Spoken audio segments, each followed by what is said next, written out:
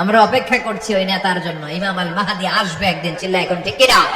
ঈসা ইসলাম মদিনার new born baby, নবজাতক বাচ্চাদের মাথায় হাত বুলিয়ে দিলে বাচ্চাদের মাথার চুল বড় হয়ে যেত। আর মুসাইলামা যে বাচ্চাদের মাথায় হাত বুলিয়ে দিত, চুল বড় হওয়া তো দূরের কথা, ওইটার মাথায় চুলই উঠতো না, আজীবন থাকতো টাক মাথা। নাউজুবিল্লাহ পড়বেন না? কারণ এটা বিশ্ব নবী। এটা কি নবী? এই নবীর সম্মানের মতো সম্মান পৃথিবীর কোন নবীর আছে? উনি হচ্ছেন খাতামুন নবিয়্যিন, শেষ নবী, সর্বশ্রেষ্ঠ নবী। তিনি নবীদেরও নবী, চিল্লায় এখন ঠিক কিনা? এভাবে অনেকে নবুয়তের দাবিদার সাজতে চেয়েছে। এই যে আমরা কাদিয়ানী সম্প্রদায়ের ব্যাপারে বলি, এরা নিজেদেরকে আহমদী মুসলমান বলে। কি মুসলমান?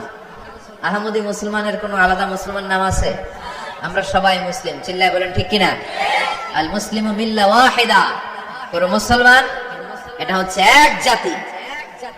গোটা বিশ্বের একজন মুসলমান নির্যাতিত হলে গোটা বিশ্বের সব মুসলমান চোখের পানি ঝরায় আর কাঁদে আর দোয়া করে, চলে ঠিক কিনা?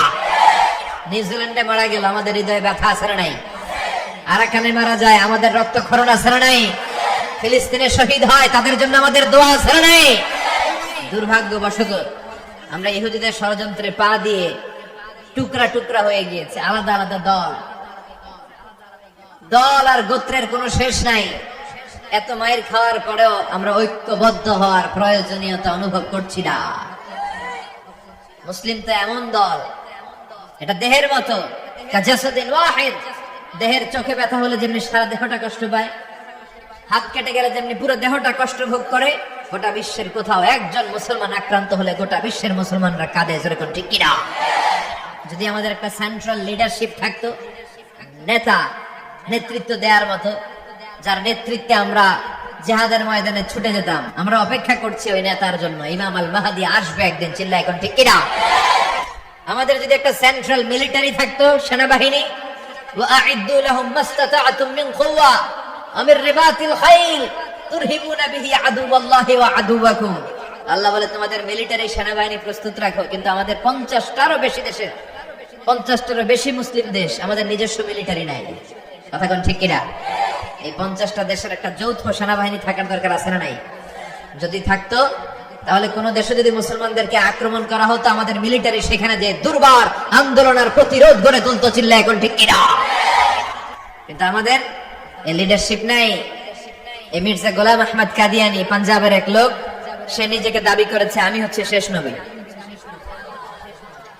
এরপর হঠাৎ করে আমি হলাম ইমাম মাহদি, এরপর আমি হলাম ঈসা আলাইহিস সালাম। নাউজুবিল্লাহ পড়বেন না?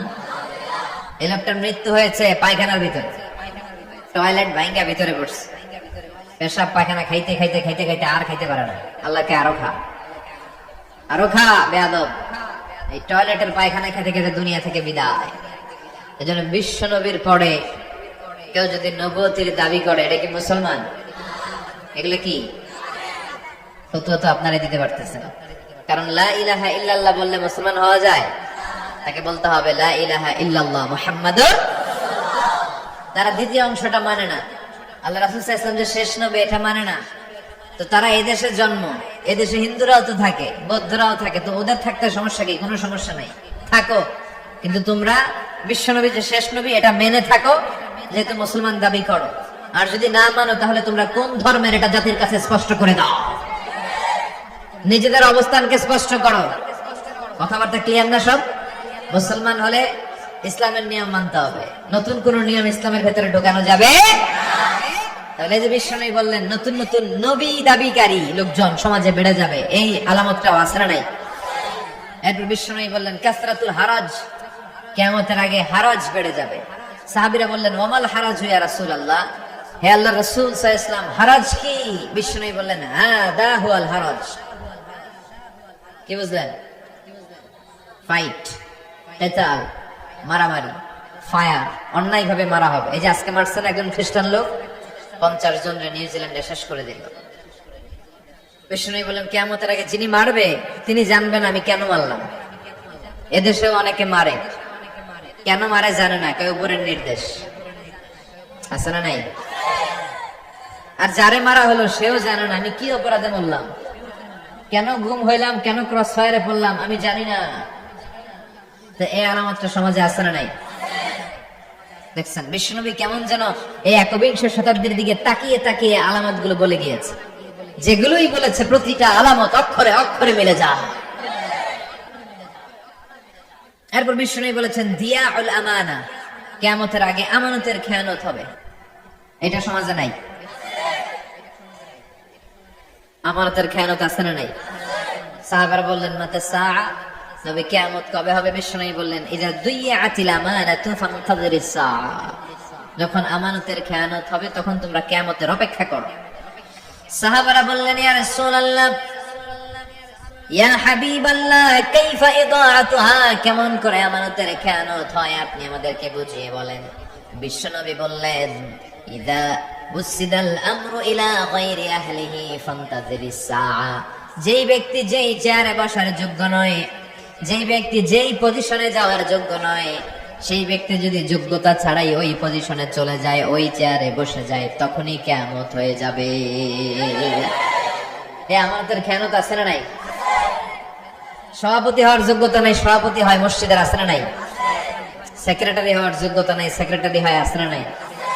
বক্তা হওয়ার যোগ্যতা নাই, বক্তা হয়, আছে না নাই? আপনারা টেকনাফে শিশু বক্তা আনেন না? হ্যাঁ, 36 ইঞ্চি 28 ইঞ্চি বক্তা,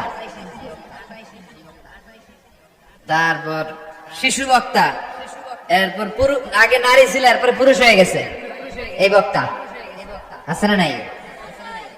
তো আপনি আনবেন তো ওই লোককে যে কোরআন জানে, যে হাদিস জানে, যে সমসাময়িক যে ক্রাইসিস সমস্যা, কোরআন সুন্নাহর আলোকে এই সমস্যার সমাধান দিয়ে যেতে পারবে, ঠিক কিনা?